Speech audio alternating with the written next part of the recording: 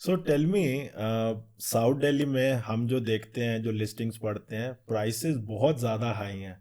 हम्म। सो आपने सबसे बड़ी ट्रांजैक्शन कौन सी करी है, या साइट विजिट कौन सी कराई है आपने? कितनी ट्रांजैक्शन, कितनी बड़ी वैल्यू होती है साउथ दिल्ली में? होती तो हैं। अभी रिसेंटली एक पृथ्वीराज रोड पे प्रॉपर्टी आई है, 400 करोड़ रुपए मांग रहे हैं। ओह, वाह। और ह्यूज गार्डन्स, 1 एकड़ से थोड़ा सा कम ही है। But hmm. पृथ्वीराज रोड है, I mean India's richest are going to stay there और बट बाय देयर। 400 करोड़, वाह। सर थोड़ा ठीक कम करा देंगे, आप आओ देखो तो सही।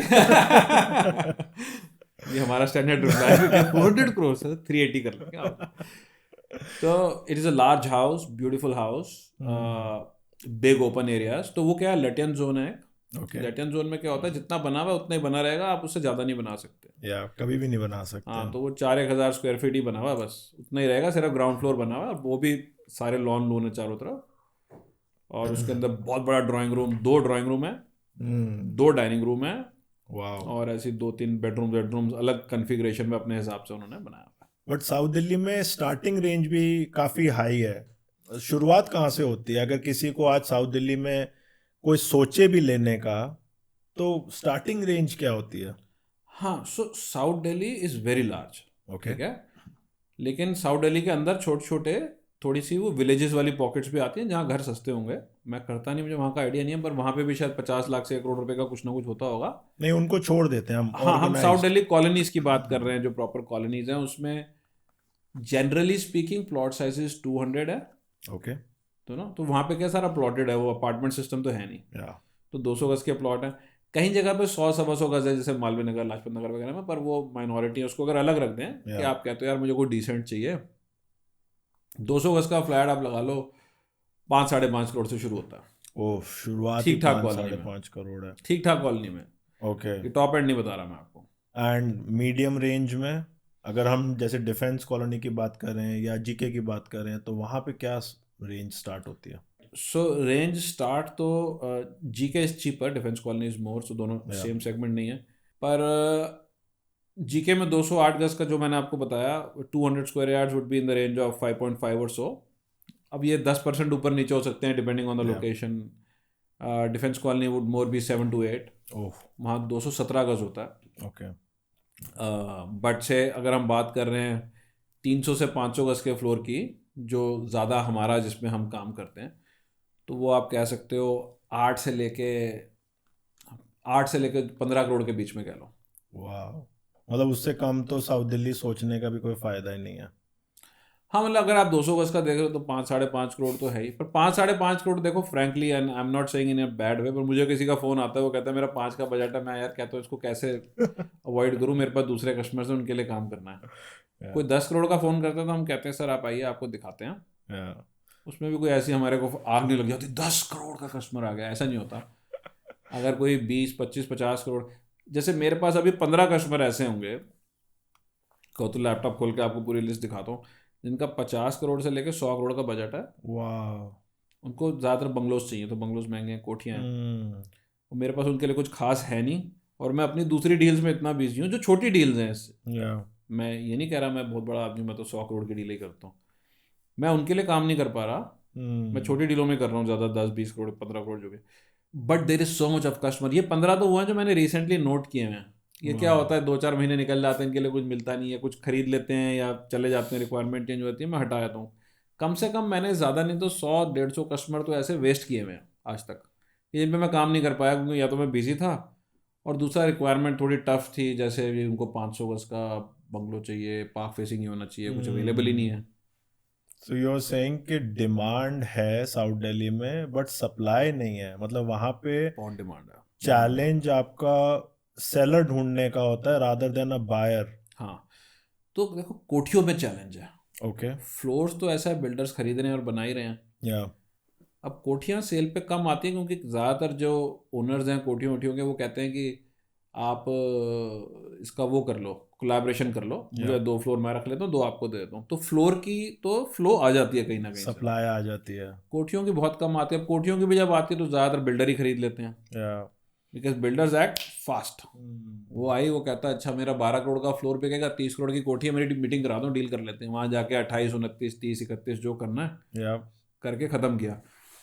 सेल्फ यूज़र बेचारा सोचता है, वो कहता है अच्छा मैं अपनी बीवी को लाता हूँ, या यहाँ खड़े होकर देखते हैं जी यहाँ कैसा रहेगा, बच्चों का स्कूल कहाँ है, चल देख के आते हैं पार्क कहाँ है। धूप आती है कि नहीं अच्छा आती? बीवी अवेलेबल ही नहीं है, या बीवी देख के हस्बैंड अवेलेबल नहीं है, सर तो संडे अवेलेबल होते हैं, आज तो मंडे है, फिर दादाजी आएंगे, फिर आंटी आएंगी, बच्चे आएंगे, तब तक बिल्डर तो डील कर जाएगा। या सेल्फ यूज़र बेचारा जिसका सिर्फ 30, 40, 50 करोड़ का बजट है, उस बेचारे को तो डील तभी मिलेगी अगर या तो वो इंस्टेंटली बिल्डर की तरह डिसाइड कर पाए, या फिर जब बिल्डर मना कर देगा भाई इतनी महंगी नहीं ले सकता, मतलब मार्केट से महंगी होगी तभी उनको मिलेगी। ये तो बिल्डर लेके ख़त्म करेंगे ना। या एग्री।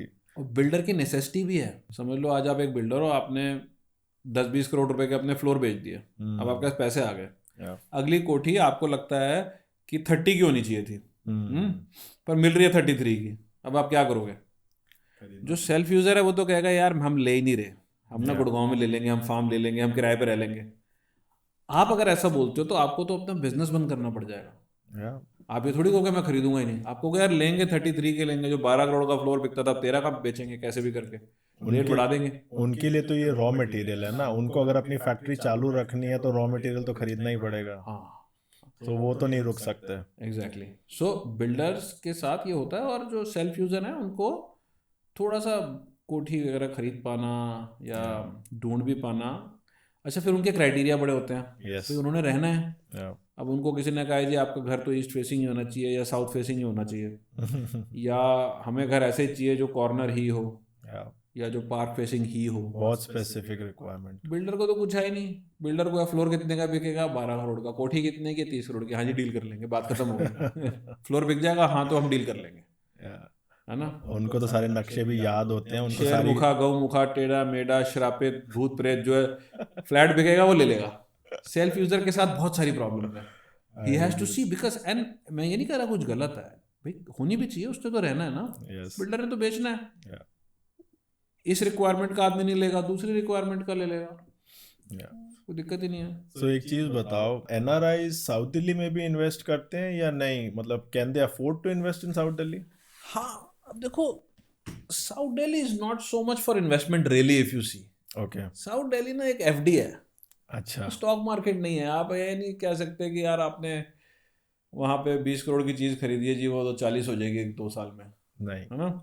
साउथ दिल्ली का ऐसा है कि it's a very stable market. अगर मार्केट्स गिर गई, जैसे आज बहुत बढ़ चुकी हैं, अगर क्रैश आ गया, और ऐसा कुछ भी नहीं है कि रियल एस्टेट हमेशा ही बढ़ता है, सारे मिथ हैं, ऐसा कुछ भी नहीं है, कोई भी चीज़ हमेशा नहीं बढ़ती। क्रैश हो सकती है, स्टक हो सकती है, सेम रेट पे अटक सकती है। सेम रेट पे 5 साल तक अटक जाने का मतलब है, अगर इन्फ्लेशन फैक्टर इन करोगे 40% गिर गई है, an educated person will look at it like that. Yes. तो साउथ दिल्ली बड़ी स्टेबल मार्केट है, धीरे धीरे ही बढ़ती है, धीरे धीरे ही गिरती है। But if you want to invest in real estate and you feel कि यार मेरे को कहीं एक सेफ एसेट में रहना है जहाँ मेरे को 10-20% की रिटर्न आ जाए, पर मेरी डाउन साइड की रिस्क बहुत कम है, okay. Then south Delhi is a investment.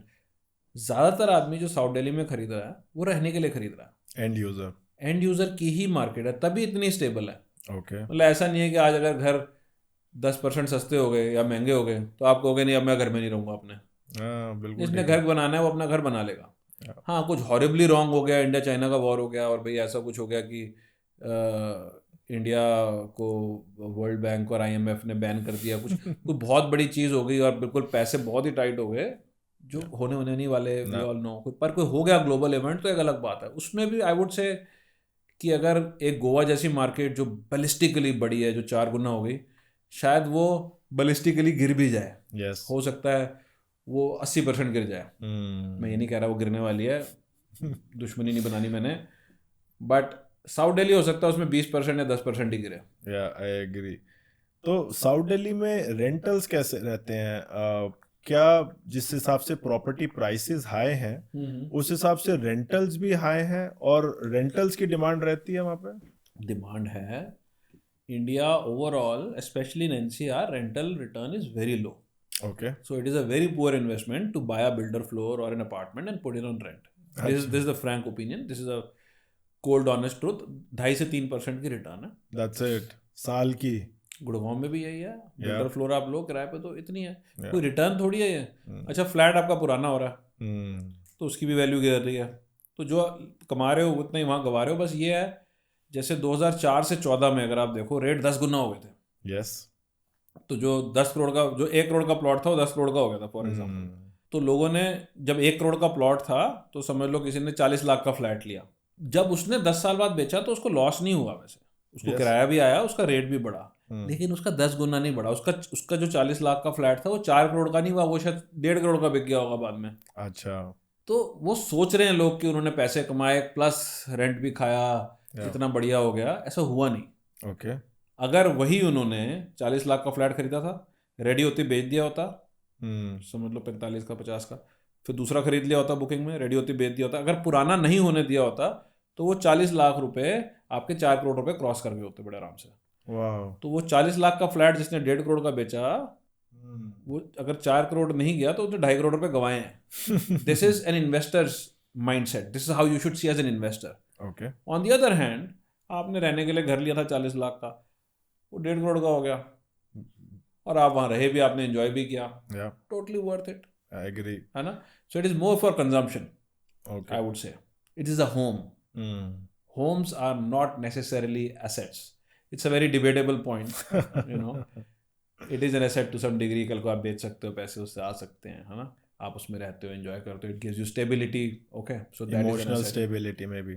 Okay, it does. It doesn't to me, but for someone जिसको देता है उसके लिए है। मैं खुद घर बेचता हूँ, मैं खुद ये बात कह रहा हूँ। पर बिल्डर फ्लोर्स में अगर किसी को पैसे कमाने, बनने से पहले लो, रेडी होते बेच दो, पुराना मत होने दो, you will make a lot of money.